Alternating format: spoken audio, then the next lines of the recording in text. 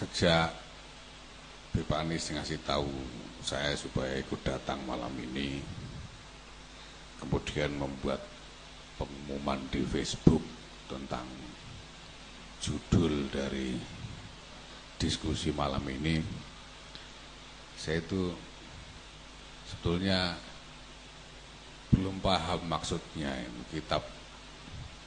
Kitab lupa sama apa tadi itu, romansa itu maksudnya apa. Begitu datang tadi sudah saya tanya Beb Anis itu maksudnya apa, Beb? Tapi Beb Anis juga enggak jawab. Tadi diterangkan, sudah saya dengarkan serius, enggak paham juga ternyata. Makanya enggak tahu ini saya nanti akan sejauh mana. Tapi begini, kalau tadi Beb Anis menyebut-nyebut tentang dari mana asal usul kita, kenapa kita tidak ada banyak hal di dalam identitas nasional kita yang oleh Beb Anis tadi dianggap seolah-olah tidak berakar dari dalam jati diri kita sendiri. Sebut-sebut tadi misalnya bahwa lagu Indonesia Raya itu notasinya notasi yang berwarna barat.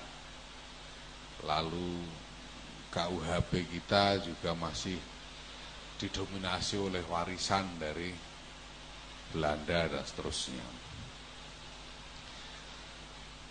Sebenarnya ketika para pendiri negara ini memproklamirkan kemerdekaan, kemudian merumuskan dasar-dasar negara, sebenarnya sejak awal telah menonjolkan kesadaran bahwa bangsa ini bukan bangsa yang menyendiri di tengah-tengah dunia, tapi ini adalah bangsa yang sejak awal menyatakan diri sebagai bagian, menjadi warga dari dunia secara keseluruhan. Itu sebabnya dalam pembukaan Undang-Undang Dasar 45, kalimat pertamanya menyatakan bahwa kemerdekaan adalah hak segala bangsa, dan karena itu harus dihapuskan dari muka bumi karena tidak sesuai dengan peri kemanusiaan dan peri keadilan. Dan kemudian juga di dalam bagian yang lain, di dalam pembukaan Undang-Undang Dasar itu dinyatakan bahwa di antara cita-cita bangsa ini adalah ikut serta melaksanakan ketertiban dunia berdasarkan perdamaian abadi dan keadilan sosial. Tetapi bangsa ini mendaftarkan diri menjadi warga dunia ini tidak dengan tangan kosong. Warga ini mendaftarkan dirinya dengan niat untuk menyumbangkan apa yang dimiliki kepada dunia. Apa yang disumbangkan oleh bangsa ini yaitu yang dinyatakan sebagai dasar pembentukannya. Dinyatakan dalam pembukaan Undang-Undang Dasar kita itu bahwa untuk melaksanakan cita-cita yang telah dinyatakan, maka dibentuklah suatu negara kesatuan Republik Indonesia yang berdasarkan satu, Pancasila, ketuhanan yang Maha Esa, dua, kemanusiaan yang adil dan beradab, tiga, persatuan Indonesia, empat, kerakyatan yang dipimpin oleh hikmat kebijaksanaan dalam permusyawaratan garis miring perwakilan, lima, keadilan sosial bagi seluruh Indonesia, yang kemudian secara kesatuan disebut sebagai Pancasila. Ini sebetulnya adalah bukan hanya pernyataan tentang apa yang harus menjadi dasar dari beroperasinya Negara Kesatuan Republik Indonesia ini saja. Tetapi ini dimaksudkan sebagai sumbangan dari bangsa baru ini, bangsa Indonesia ini kepada dunia. Itu sebabnya kita tahu bahwa belakangan Bung Karno punya agitasi yang kuat sekali soal ini. Indonesia menyumbangkan Pancasila kepada dunia. Ketika berkonfrontasi dengan Malaysia itu, Bung Karno dengan berapi-api mengatakan, apa yang diberikan Malaysia kepada dunia? Tidak ada. Bangsa Indonesia menawarkan konsepnya, yaitu Pancasila. Ini tawaran kepada dunia. Dan ini juga sesuatu yang memang harus kita kagumi dan kita sujudi dari kedahsyatan para pendiri bangsa ini, bahwa mereka ini sungguh-sungguh mengerahkan energi habis-habisan untuk untuk mengenali jati diri bangsa ini, dan kemudian berhasil merumuskannya di dalam rumusan yang luar biasa komprehensif dan sangat akurat. Pancasila itu, sahabat-sahabat, itu rumusan luar biasa. Mulai dari ketuhanan yang Maha Esa sampai keadilan sosial bagi seluruh peradaban Nusantara ini sendiri. Bagaimana sejarah itu tumbuh sejak awalnya, nilai-nilai yang dikenal dan kemudian dimapankan sehingga membentuk satu peradaban besar yang kita kenal sebagai peradaban Nusantara ini. Itu secara komprehensif nilai-nilainya tertuang di dalam Pancasila ini. Nah, sebenarnya kalau kita menyadari tentang pertama tentang kedahsyatan makna dari Pancasila ini, dan kemudian kita menyadari sebetulnya bahwa kita ini punya misi untuk memperkenalkan, menyumbangkan Pancasila ini kepada dunia, ya. Dan kita punya, kemudian dengan kesadaran itu kita membangun strategi-strategi global di dalam percaturan internasional. Ini akan luar biasa sekali, terutama karena dewasa ini kita bertemu dengan konteks yang sangat relevan. Pada hari-hari ini kita mendapati dunia yang penuh dengan kontroversi, dunia yang penuh dengan ancaman konflik hampir di seluruh kawasan, di seluruh dunia, dengan macam-macam faktor penyebabnya. Nah, sebetulnya akar masalah dari berbagai kontroversi global ini sebetulnya diadres,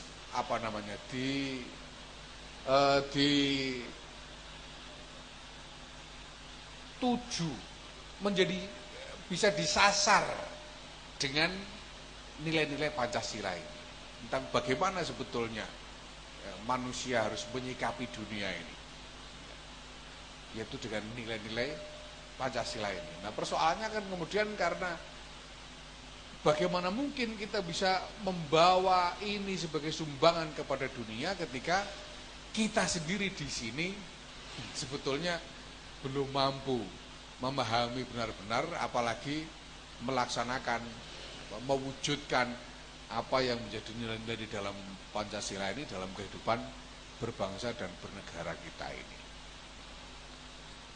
Ya. Nah, saya kira saat ini pekerjaan utama kita sebetulnya ya, di samping berusaha untuk survive di tengah kesulitan-kesulitan ekonomi, politik dan lain sebagainya dalam perjalanan ke depan dalam jangka pendek ini. Ya. Karena menurut saya negara dan pemerintahan ini dalam jangka pendek ini sebetulnya masih harus metenteng ini bosok.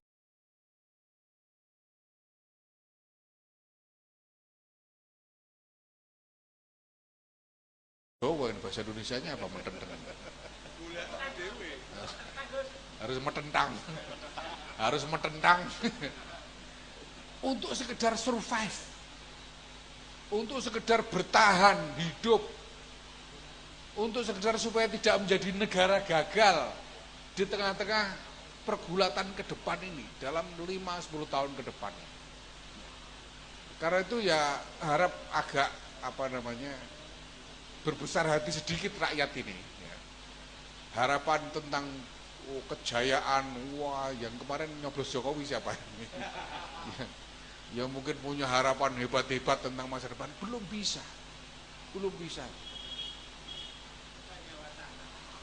Kita masih di dalam konteks berjuang untuk bertahan, supaya tidak bubar, supaya tidak runtuh negara. Baru pada posisi itu kita. Untuk bisa maju menjadi berjaya itu masih jauh. Tetapi karena itu memang pekerjaan kita pada jangka pendek ini 5-10 tahun ke depan ini soal bertahan. Kalau kita mampu bertahan, ya mudah-mudahan berikutnya kita mendapat jalan yang lebih terang. Tetapi pada saat yang sama, menurut saya kita tidak boleh meninggalkan keharusan untuk melakukan refleksi terhadap eksistensi bangsa ini sendiri. Bagaimana sebetulnya sejarahnya? Karena kita ini banyak hal yang kita entah lupa, entah sengaja ngelali, ini bahasa Jawa ini, sengaja melupakan. Ada banyak hal yang kita seperti itu. Misalnya satu hal misalnya, beberapa waktu yang lalu saya tadi cerita di dalam, saya ngobrol dengan teman-teman di Jakarta tentang permasalahan bangsa ini. Saya bilang permasalahan bangsa ini nomor 1 adalah masalah Islam Sontoloyo. Siapa Islam Sontoloyo itu? Yaitu Islam yang tidak mau mengakui negara kesatuan Republik Indonesia. Itu Islam Sontoloyo. Itu masalah pertama. Kalau ada Islam kalau tidak mau mengakui negara kesatuan Republik Indonesia, orang Islam Indonesia tidak mau mengakui keabsahan negara Republik Indonesia secara hukum, secara keagamaan, secara syariat, secara apapun, Islam Sontoloyo. Itu salah satu masalah besar kita hari ini. Nah, apa itu bosan? Nah, tapi pemerintahan kita sudah lama sekali lumpuh menghadapi Islam Sontoloyo ini. Mungkin sejak reformasi, gara-gara mungkin mabuk demokrasi atau apa gitu ya. Sehingga ini Islam Sontoloyo ini dibiarkan berkembang dengan seenaknya tanpa sama sekali mendapatkan kontrol dari negara. Yuk bisa kita bayangkan kelompok itu yang namanya Hizbut Tahrir Indonesia itu, yang terang-terangan tidak mengakui negara kesatuan Republik Indonesia, terang-terangan bercita-cita meruntuhkan NKRI, mengganti dengan negara versi mereka. Iya kan? Lah kok bisa-bisanya bikin kegiatan besar-besaran di Gelora Bung Karno, disiarkan langsung oleh TVRI, ini bento 17 menyukur. Bagaimana bisa? Dengan alasan demokrasi lain, ini tidak masuk akal sama sekali. Nah, saya bilang, kenapa ini bisa terjadi? Kenapa pemerintah kita bisa selumpuh itu? Kenapa? Menurut saya karena pemerintah kita lupa bahwa pemerintah negara kesatuan Republik Indonesia ini adalah pemerintah negara Muslim terbesar di seluruh dunia. Ini fakta. Indonesia ini negara Muslim terbesar seluruh dunia, 220 juta Muslim di Indonesia ini. Saudi Arabia yang 100% itu cuma 18 juta. Duyoi bareng-bareng gelagepan dong.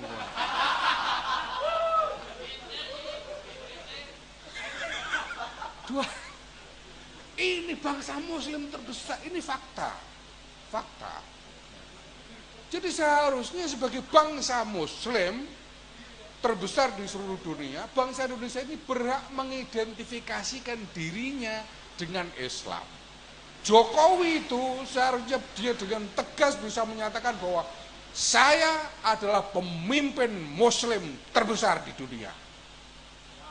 Karena beliau presiden dari rakyat yang 220 juta Muslim, tidak ada bandingannya di dunia. Dan dengan klaim itu dia menjadi punya legitimasi, punya hak untuk menunjuk mereka yang mereka yang mengaku-ngaku Islam tapi tidak mau mengakui negara kesatuan Republik Indonesia. Islam sontoloyo kamu, itu sudah legitimasi bisa digunakan untuk itu. Kalau tidak bisa berbuat apa-apa itu aneh sekali. Dan ada yang baru-baru ini juga konyol sekali. Bagaimana mungkin di Yogyakarta, Ngayuk Jokarto, Hadiningrat, ada sontoloyo memaki-maki sultan. Di masjid gede di dalam lingkungan keraton, misu-misui sultan, memaki-maki sultan, dan sultan tidak bisa berbuat apa-apa. Ini konyol sekali. Sebabnya sama, karena sultan menghindari klaim Islam. Padahal sultan itu adalah Sultan Hamengkubuwono kaping 11 Ngabdurrahman Sayyidin Panatagomo Khalifatullah ing tanah Jawa. Itu khalifah sultan itu. Sama dengan khalifahnya ISIS Al-Baghdadi.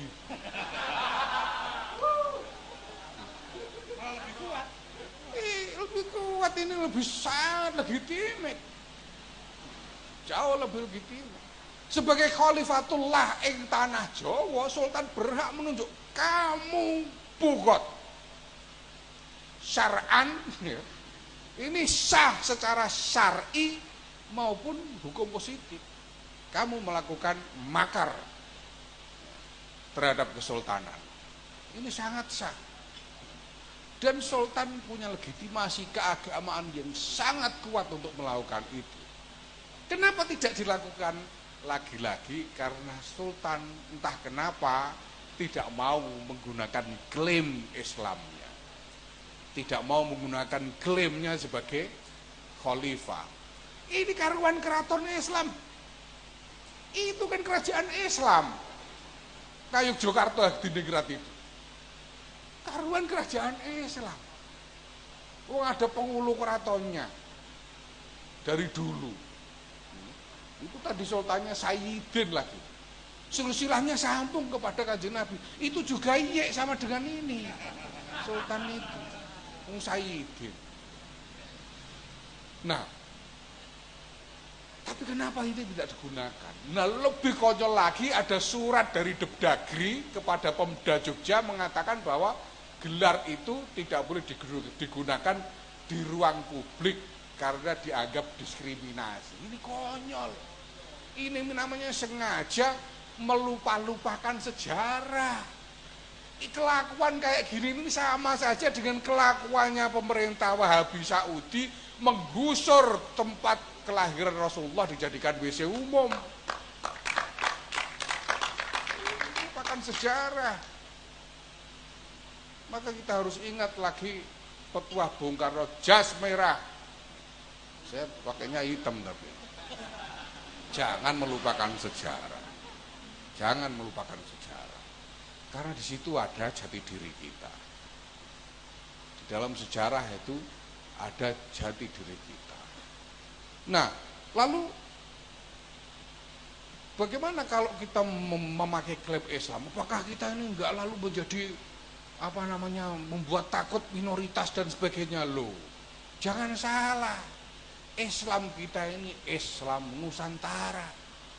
Islam kita ini Islam yang sejati, bukan Islam abal-abal model Timur Tengah. Ini Islam sejati, Islam Nusantara. Serius. Saya silakan nanti dicari, saya upload satu makalah di akademia .edu itu. Saya beri judul Bhinneka Tunggal Ika, tapi bahasa Inggris karena terpaksa, karena waktu itu yang nyuruh orang Inggris. Di situ saya gambarkan bagaimana perbedaan, kenapa Islam Nusantara mampu menjadi Islam yang sejati. Kenapa? Karena Islam hadir dan hidup di Nusantara ini bukan sebagai penakluk.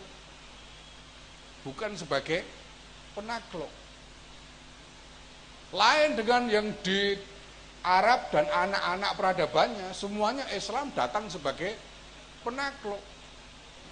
Ya kurang lebih sebagai penjajah, nuwun sewu.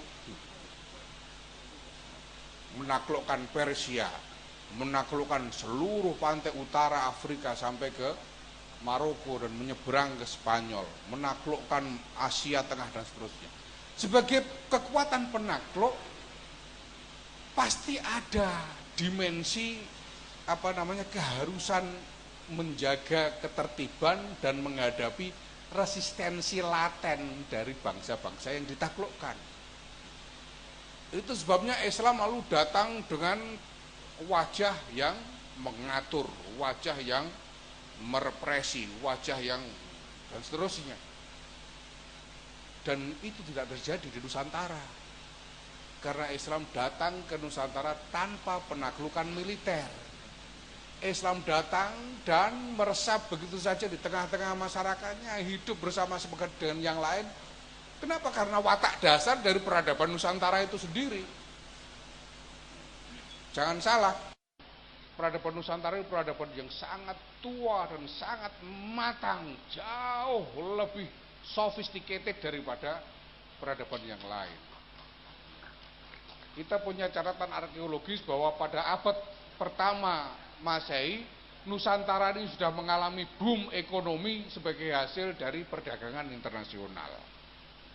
Abad pertama ini peradaban yang luar biasa, adiluhungnya.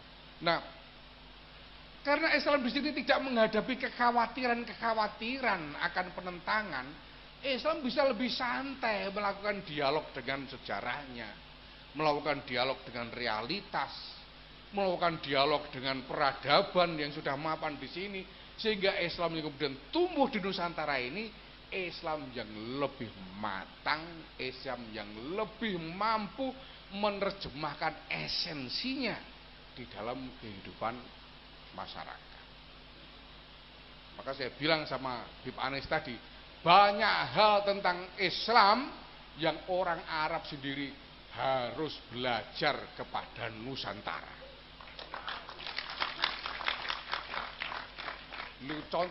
Contoh kecil, orang Arab itu loh diajari tawaduk sampai sekarang nggak mudeng-mudeng. Sampai kan Jawa Pak.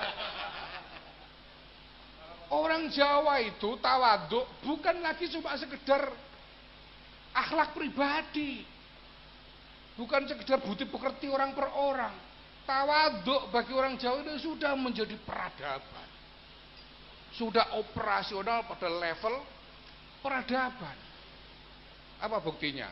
Buktinya orang Jawa itu bicara saja diatur supaya tawaduk, sehingga dimapankanlah aturan tentang kromo inggil, kromo madya, kromo ngoko. Ada tindak, kesah, lungo, nanti bawah lagi minggat. ada apa namanya dahar, nedo, madang. Nah, ini bukan soal kasta ini soal tawadhu. Walaupun seorang seorang yang sangat punya jabatan atau kedudukan tinggi di tengah masyarakat, dia tidak boleh membahasakan dirinya misalnya dengan kromo inggil. Wah, nganu nggih nyuwun sewu kula wau sare dereng wungu kula. Ndak tawadhu. Ini Jawa sudah mengenal, orang Arab.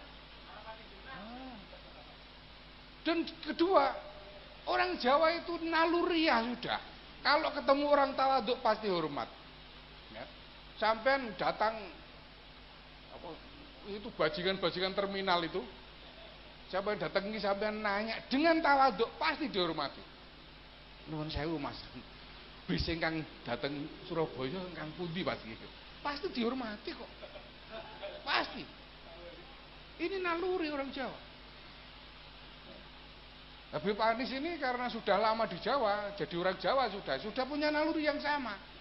Tapi kalau ketemu Arab yang di sana, wah, sampai tawadhu'i ngidai cengol tenang.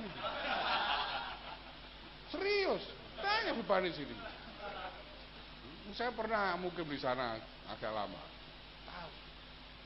Soal tawadhu aja tidak paham-paham orang. Kenapa? Karena memang Arab itu ketika Islam datang dikenalkan kepada masyarakat Arab itu pada posisi peradaban nol. Ini salah satu bukti risalah dari Muhammad Shallallahu Alaihi Wasallam. Karena bagaimana mungkin Arab itu peradaban nol, nir adab, serius. Bagaimana tidak? Orang Arab itu ya harus diajari kula nuwun pakai wahyu, bayangin. Di Quran itu ada ayat yang isinya ngajari kula nuwun. Ya ayyuhalladzina amanu la tadkhulu buyutan ghairu buyutikum qabla an tasta'nisu wa tusallimu ala aliha. Aja mlebu omahe wong sing dudu wekmu sadurunge kula nuwun. Ngono kok kanggo wahyu banget itu. Sampai harus Tuhan sendiri loh yang ngajari kula nuwun orang Arab itu. Karena nol. Peradaban di titik nol. Maka justru di situ tanda kenabian Muhammad Shallallahu Alaihi Wasallam. Bagaimana mungkin di tengah masyarakat nol peradaban lahir manusia sempurna seperti Muhammad bin Abdullah Shallallahu Alaihi Wasallam. Kanjeng Nabi itu digambarkan kalau berjalan itu seperti orang yang sedang menuruni tanjakan. Jadi berjalan walaupun jalannya datar, Kanjeng Nabi jalannya seperti sedang menuruni tanjakan. Jadi agak merunduk sedikit begini. Itu kan jalannya orang Jawa. Enggak ada orang Arab jalan begitu. Oh, sama ke sana begini semua. Iya, sampai ada yang spekulasi jangan-jangan Nabi Muhammad orang Jawa jangan-jangan. Ini karena sangat. Nah, sahabat artinya apa sekali lagi? Ini tadi kok sampai ngelantur dak karu-karuan. Ini Islam Nusantara. Islam Nusantara. Islam di dalam peradaban Nusantara. Dan harus kita akui faktanya yang kita punyai hari ini adalah peradaban Islam Nusantara. Mau ndak mau. Wong tahun Jawa itu ya suro sapar mulut badhe mulut ini warna Islamnya jelas, tapi Islam Nusantara. Apa Islam Nusantara itu? Islam Nusantara adalah Islam yang menjunjung tinggi harmoni. Islam yang terbuka kepada dialog dengan berapapun unsur-unsur peradaban yang baru. Ini Islam Nusantara. Karena itu watak Nusantara. Harmoni dan eklektik. Apa yang tidak masuk di sini? Di Nusantara ini. Semuanya masuk di sini Dan hebatnya apa? Semuanya dinusantarakan, bukan cuma Islam. Semua. Loh, Pak, mana ada Hindu kok nggak pakai kasta itu apa? Kalau nggak di Nusantara ini.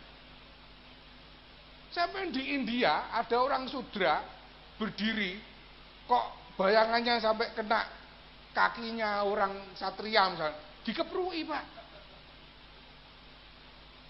Hindu dan kasta itu sebetulnya dari sononya kan satu paket. Tapi masuk Nusantara hilang kastanya. Apa di Bali ada kasta? Gak ada. Karena Hindu sudah dinusantarakan. Loh, ini loh hebatnya Nusantara. Makanya sebetulnya kalau ada orang Nusantara kok masih kemarap-arap itu sebetulnya kewale-wale itu. Mundur ya, mundur. Wes kemarap ora patek pantes pisan. Lho wong jenggot mau terung lerok dingo barang itu kan jenggot tidak. Maka sebetulnya kita harus ingat kembali ini, dan kalau ini berhasil kita pahami betul, kita kenali betul, ini banget luar biasa kepada dunia. Ini sebetulnya yang dicari oleh dunia hari ini. Nilai-nilai Nusantara untuk kemanusiaan. Terima kasih. Assalamualaikum warahmatullahi wabarakatuh.